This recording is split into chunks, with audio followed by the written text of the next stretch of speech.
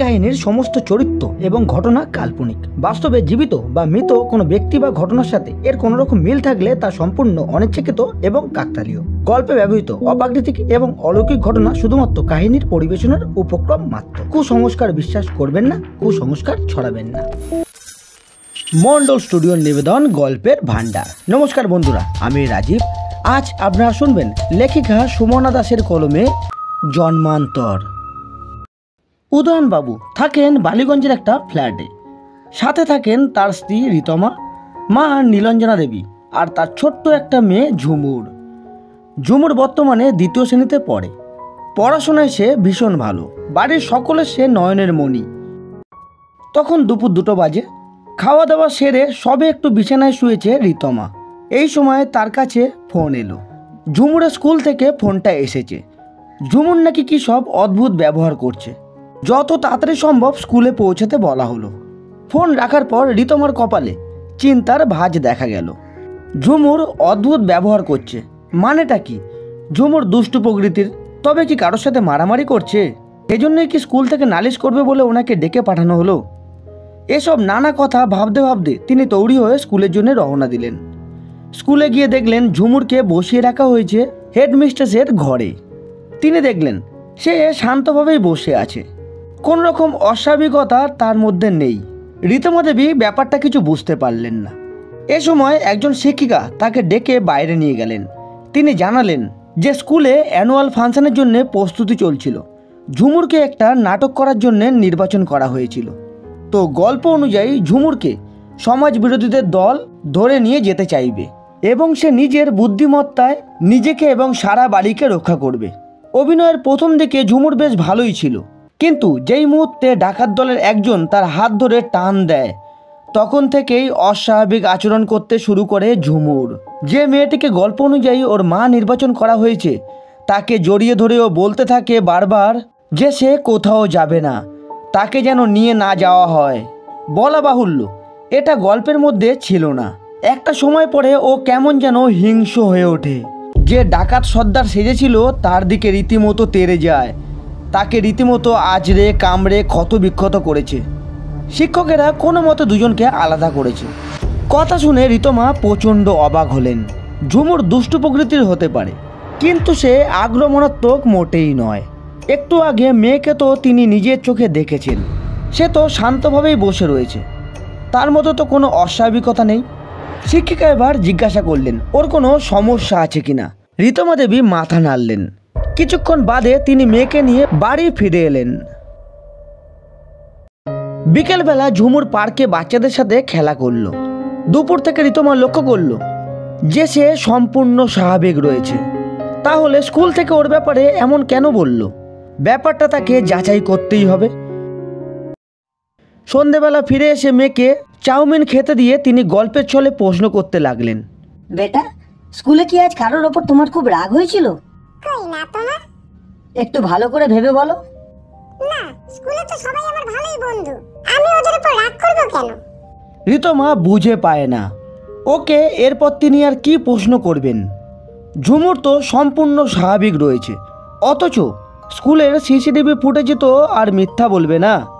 মা, তুমি আমাকে হঠাৎ এই প্রশ্ন করলে কেন? কিছু না মা।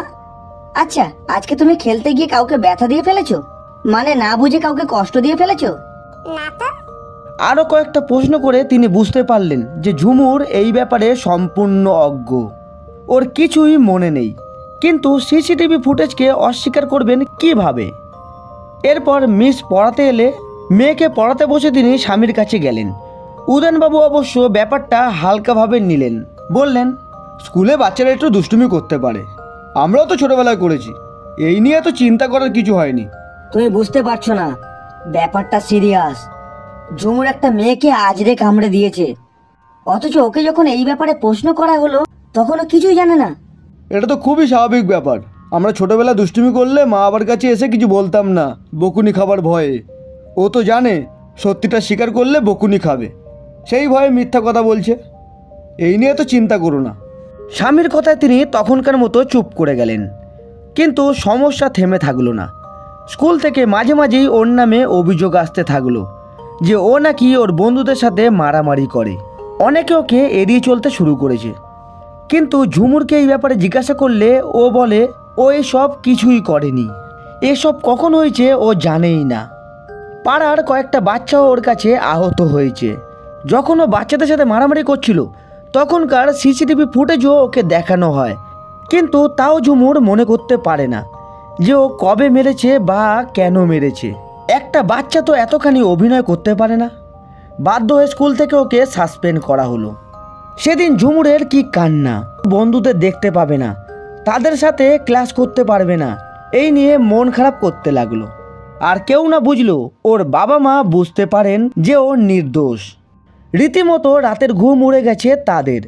একটা সমস্যা আছে বুঝতে পারছেন, কিন্তু সমস্যাটা যে কোথায় সেটা ধরতে পারছেন না। ঝুমুরকে সাইকিয়াট্রিস্টের কাছেও নিয়ে যাওয়া হলো। তিনিও পরীক্ষা করে বললেন যে ওর মধ্যে কোনো অস্বাভাবিকতা নেই, ও সম্পূর্ণ সুস্থ স্বাভাবিক একটা বাচ্চা। তবে সেদিন রাতেই ঘটল ঘটনাটা। ঘুমের ঘোরে রিতমা শুনতে পেল তাদের মেয়ে যেন কী সব বিড়বিড় করছে ঘুমের ঘোরে। কয়েকবার ডাকলেও ওর ঘুম ভাঙল না। সন্তর্পণে তিনি স্বামীকে জাগালেন। দুজনে ভালো করে ওর মুখের কাছে গিয়ে শুনলেন। ও অস্ফুটে বলে চলেছে, আমি যাব না, আমি নিয়ে যাও না, মা বাঁচাও আমাকে। স্বামী স্ত্রী একে অপরের মুখের দিকে তাকান। একই কাণ্ড, ঝুমুর হঠাৎ ঘুমের ঘোরে এসব কেন বলছে।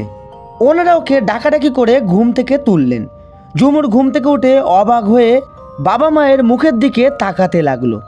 তারপর খুব স্বাভাবিকভাবেই প্রশ্ন করলো, তোমরা তো রাতে আমার ঘুম ভাঙালে কেন? ওর বাবা মা ভারী অবাক হলেন। তাহলে কি কোনো খারাপ স্বপ্ন দেখেও এইরকম করছিল? সেদিনের মতো মেয়েকে ঘুম পাড়িয়ে ওনারাও ঘুমিয়ে পড়লেন। কিন্তু সমস্যা বাড়তেই থাকলো। মাঝে মাঝে সে ঘুমের ঘোরে ওরকম করতে থাকে। একদিন তো রীতিমতো ওর মাকে আক্রমণ করে বসেছিল ঘুমের ঘোরে। আবার মনোবিদের শরণাপন্ন হলেন ওনারা, কিন্তু আবারও নিরাশ হলেন তারা। ডাক্তারবাবু আবার একই কথা জানালেন। অফিসে মাথায় হাত দিয়ে বসে রয়েছেন উদয়নবাবু। তাকে দেখে বোঝা যাচ্ছে তিনি গভীর দুশ্চিন্তার মধ্যে রয়েছেন। সহকর্মী পল্লব এসে তার পাশে বসে। কি হয়েছে দাদা, তখন থেকে এভাবে বসে আছো কেন? আরে ভাই বলিস না, মেয়েকে নিয়ে খুব চিন্তায় আছি রে। এরপর এক এক করে সমস্ত ঘটনা খুলে বললেন পল্লবকে। পল্লব জিজ্ঞাসা করে, আচ্ছা দাদা, সমস্যাটা কতদিন ধরে চলছে? এই মাস তিনেক হয়ে গেল। ওকে তোমরা জিজ্ঞাসা করেছো ও কেন এরম করছে? মানে বাচ্চারা কিন্তু কল্পনাপ্রবণ হয়, ওরা চোখের সামনে যেটা দেখে সেটা কল্পনা করতে থাকে। ওর সামনে কি তোমরা এমন কোনো কিছু দেখেছিলে টিভিতে বা অন্য কোথাও যার প্রভাব ওর শিশু মনে পড়তে পারে? আরে আমার টিভি দেখার সময় কোথায়? অফিস থেকে ফিরে বাবার দোকানে বসি, যদি টুকটাক আয় হয় সেই জন্যে। তোর বৌদি ব্যস্ত থাকে সংসার নিয়ে, আমাদের কারোরই টিভি দেখার সময় নেই রে। ওই ঝুমুর মাঝে মাঝে কার্টুন দেখে টিভিতে।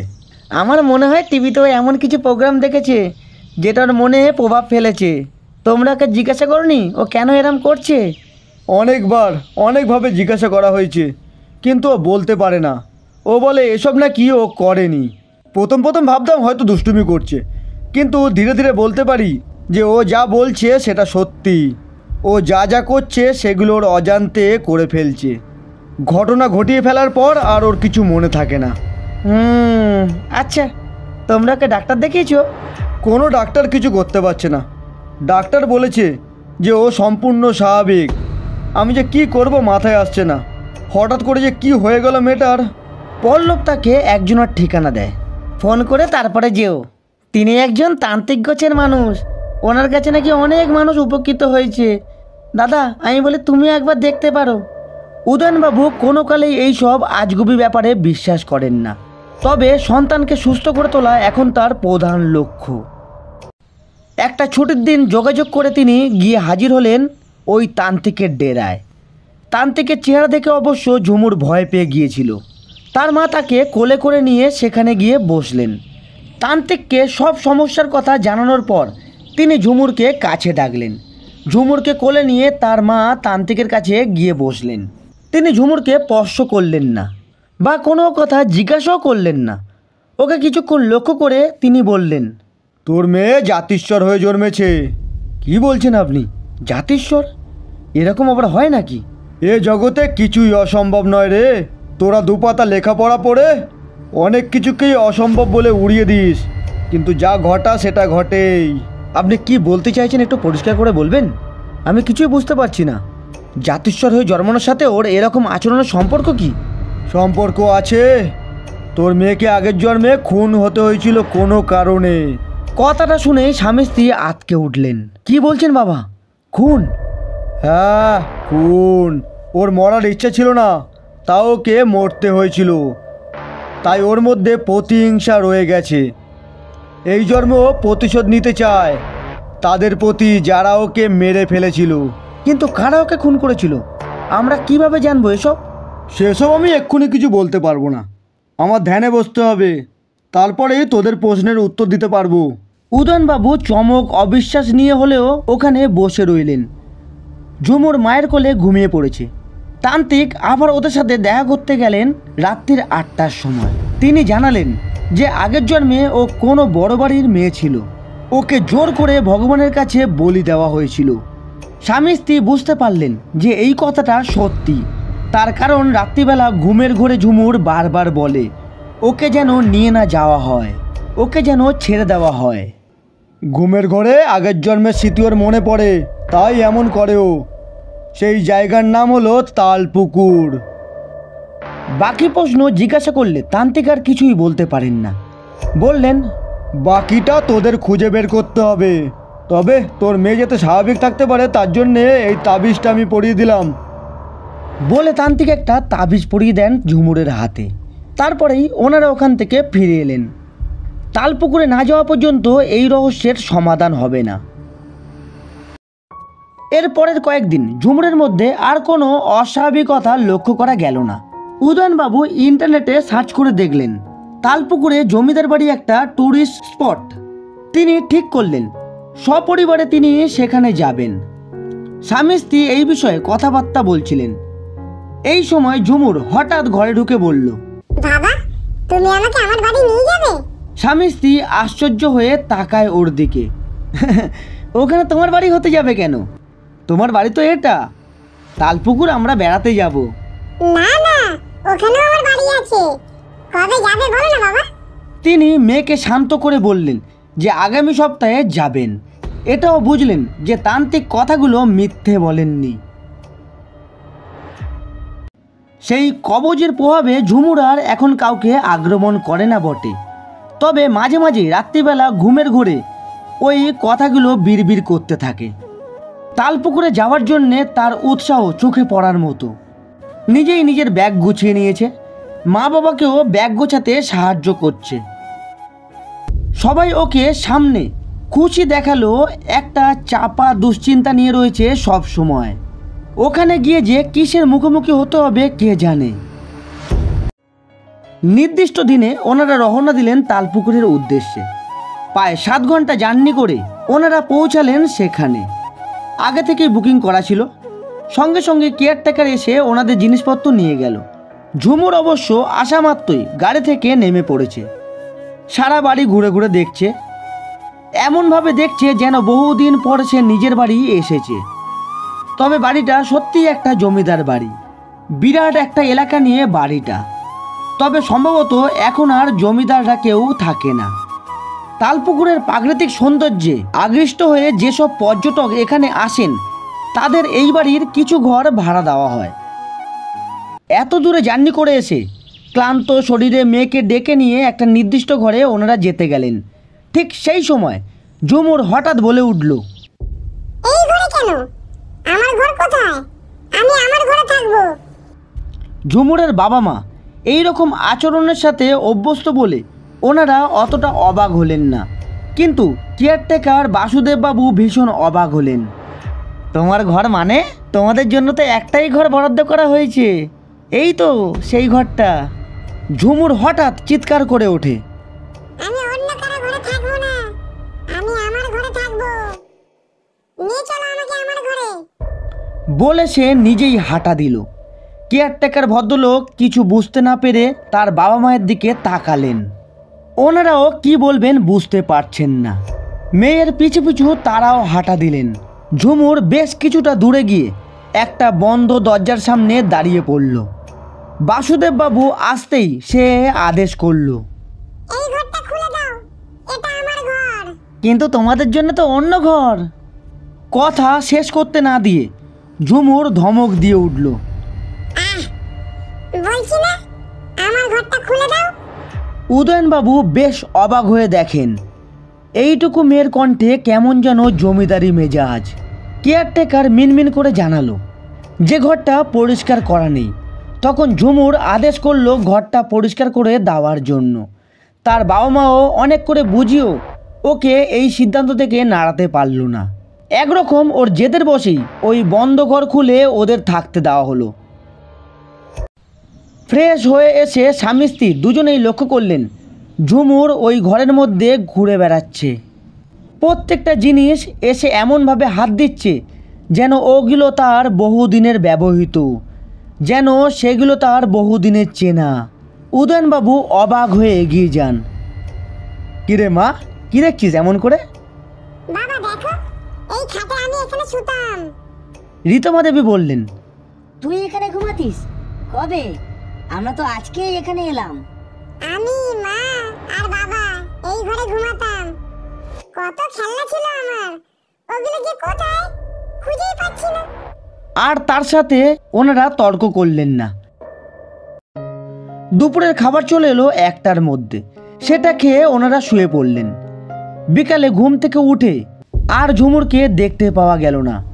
ওকে দেখা গেল একটা বন্ধ দরজার সামনে দাঁড়িয়ে, সেটাকে প্রাণপণে ঠেলাঠেলি করছে।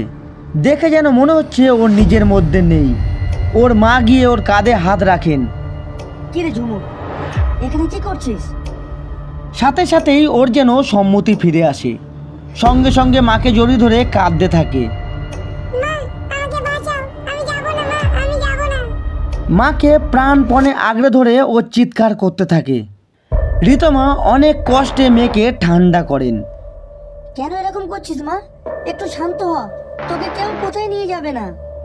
কিন্তু ওর আতঙ্ক আর যায় না। মেয়েটা যেন আতঙ্কিত হয়ে আছে। রাত্রিবেলায় সে মাঝে মাঝে চমকে উঠতে লাগলো আর বলতে লাগলো যে ওকে যেন কেউ যেতে না দেয়। বিষয়টা সিরিয়াস বুঝে বাড়ির কেয়ারটেকারের সাথে এই বিষয়ে কথা বললেন উদয়নবাবু। জানতে চাইলেন এই বাড়ির ইতিহাস। উনি যা জানালেন তা এই, প্রায় 250 বছর আগে এই জমিদার বাড়ির প্রতিষ্ঠা করেন দীনবন্ধু নাগ নামে একজন বাঙালি জমিদার। তিনি ভালো জমিদার ছিলেন, প্রজাদের সুখ দুঃখে পাশে থাকতেন। প্রজারাও তাকে পিতৃজ্ঞানে শ্রদ্ধা করত। কিন্তু গোলমাল বাঁধল যখন জমিদারি পড়তির দিকে। তখন জমিদারি চালাতেন জমিদার প্রিয়নাথ নাগ। তার কোনো পুত্র সন্তান হয়নি। 2 কন্যা সন্তানের জনক তিনি। জ্যোতিষী হাত দেখে বলেছিলেন যে তার কপালে নাকি পুত্র সন্তান নেই। তার কথা শুনে জমিদার তো আকাশ থেকে পড়েছিলেন। এত বড় সম্পত্তি সামলাবে কে? তারপরেই খোঁজ করতে লাগেন তার এই সমস্যার সমাধান কোথায় গেলে মিলবে।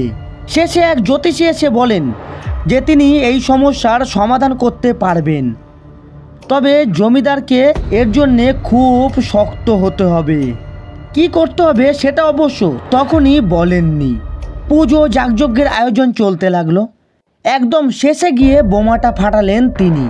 বললেন অন্তত 3টি কুমারী সুলক্ষণা মেয়েকে বলি দিতে হবে, তার মধ্যে একটি তার ছোট কন্যা সন্তান। একেবারে প্রথমে হলে হয়তো জমিদার না করে দিতেন, কিন্তু এত দূর এগিয়ে এসে পিছিয়ে যেতে পারলেন না তিনি। মন শক্ত করে তিনি রাজি হয়ে গেলেন। এদিকে কথাটা কানে গিয়েছিল রানীমার।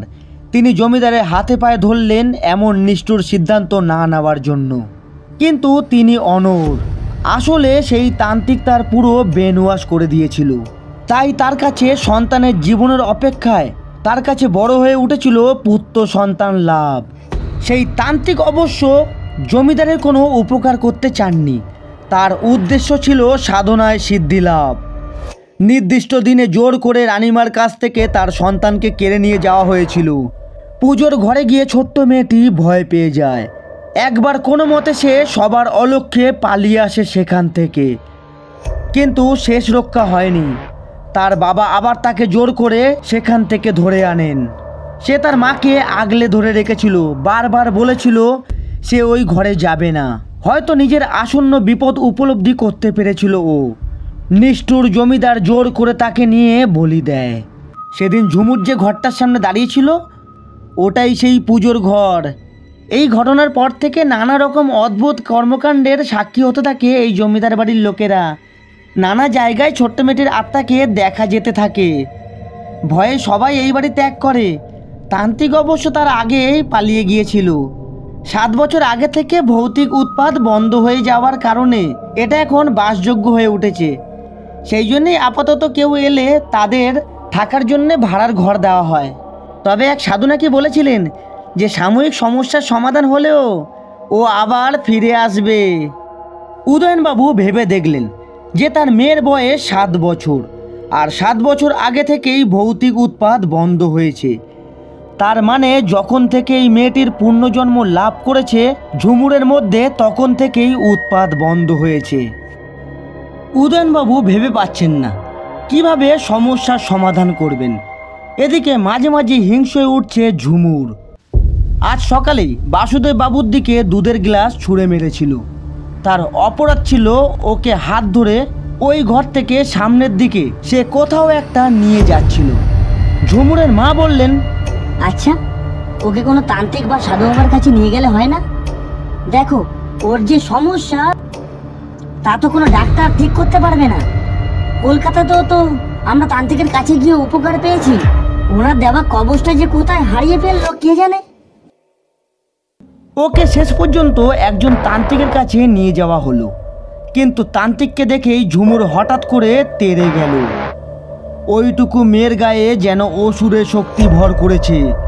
ওকে কিছুতেই ধরে রাখা গেল না। রীতিমতো তান্ত্রিককে গিয়ে আক্রমণ করলো। কোনো মতে ওকে আটকানো হলো। তান্ত্রিকের 4 জন বলিষ্ঠ চেলা ওকে ধরে রেখেছে। ঝুমুর সেখান থেকেই আস্ফালন করতে থাকে। শয়তান, তোকে ছাড়বো না আমি, শেষ করে ফেলবো তোকে। যেভাবে তুই আমাকে শেষ করেছিস সেইভাবেই তোকে শেষ করব। তান্ত্রিক আপাতত তখনকার মতো তাকে মন্ত্রবলে ঠান্ডা করলেন। একটা নির্দিষ্ট গণ্ডির ভেতরে ওকে শুয়ে দেওয়া হলো। রীতমা দেবী চমকে উঠে জিজ্ঞাসা করলেন, কি হলো এটা? ঝুমুরকে এতটা ভাইলেট হয়ে উঠতে আমি তো আগে কখনো দেখিনি। হ্যাঁ, সত্যি কথা, ও তো রীতিমতো মেরে ফেলতে যাচ্ছিল আপনাকে। তান্ত্রিক বলে উঠল, আমি বুঝতে পেরেছি ওর এই আচরণের কারণ। কি বুঝতে পারছেন? একটু খুলে বলুন না আমাদের। আমি সেই তান্ত্রিকের উত্তরসূরি, যার জন্য অকালে মরতে হয়েছিল ছোট মেয়েটাকে। তার সাথেই বলি হতে হয়েছিল আরও 2টো প্রাণকে। শুধুমাত্র নিজের অসৎ উদ্দেশ্য চরিতার্থ করতে এইরকম একটা ঘৃণ্য খেলায় মেতেছিলেন তিনি। আপনার মেয়ে এখানে আসা মাত্রই আমায় দেখে চিনতে পারে। ও বুঝতে পারে ওর আগের জন্মের শত্রু আমি, তাই ও আমাকে মারতে চাইছিল। তা আপনি ওকে চিনলেন কিভাবে? আমরা তো এসব ইতিবৃত্ত আপনাকে কিছু জানাইনি। আমি মায়ের সেবক, মায়ের আশীর্বাদে কিছু ক্ষমতা আমার আছে, সেই জন্যই আমি জানতে পেরেছি। কিন্তু এবার কি হবে? আমার মেয়ে সুস্থ হবে কিভাবে? প্রতিশোধ না নেওয়া পর্যন্ত থামবে না ও। কিন্তু সেটা কিভাবে সম্ভব? ও যে আসল শত্রু তিনি তো আর বেঁচে নেই। সেই জন্যই তো আমার ওপর দিয়ে প্রতিশোধ নিতে চাইছে। এটা তো হতে দেওয়া যায় না। একটা মানুষকে বাঁচাতে আমরা আরেকটা মানুষের বলি দিতে পারি না। আমি আমার পূর্বপুরুষের হয়ে ক্ষমা চাইবো তার কাছে, তারপর বাকিটা মায়ের হাতে। রাখলে তিনিই রাখবেন আর মারলে তিনিই মারবেন। তবে ওর আত্মাকে এবার চিরকালের মতো মুক্তি দিতে হবে। একটা নির্দিষ্ট সময়ের জন্য শান্ত করা হয়েছিল ঝুমুরকে। যাগযজ্ঞ শুরু হলো। প্রথমে তো কিছুতেই ক্ষমা করতে রাজি হচ্ছিল না সেই বিদেহী আত্মা। কয়েকবার ক্ষমা চাইবার পরে রাজি হয়ে যায়। তান্ত্রিক কথা দিলেন তার পূর্বপুরুষের করা পাপের প্রায়শ্চিত্ত তিনি সারা জীবন ধরে করবেন। যেটুকু ক্ষমতা তিনি অর্জন করেছেন সেটা মানুষের ভালো কাজে লাগাবেন। এরপর তান্ত্রিক যজ্ঞের মাধ্যমে তার আত্মাকে চিরকালের মতো মুক্তি দিলেন। সম্পূর্ণ সুস্থ হয়ে উঠল ঝুমুর। তান্ত্রিককে ধন্যবাদ জানিয়ে বাড়ি ফিরে গেলেন ঝুমুর আর তার বাবা মা।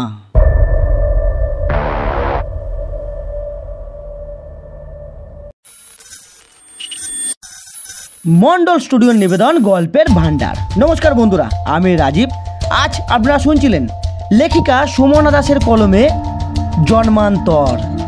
গল্পটি কেমন লাগলো অবশ্যই একটি কমেন্ট করে জানাতে ভুলবেন না।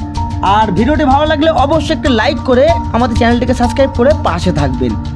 আজ এতটুকুই, দেখা হচ্ছে আরও একটি নতুন গল্প নিয়ে। ততক্ষণ নিজে ভালো থাকুন আর সকলকে ভালো থাকতে সাহায্য করুন।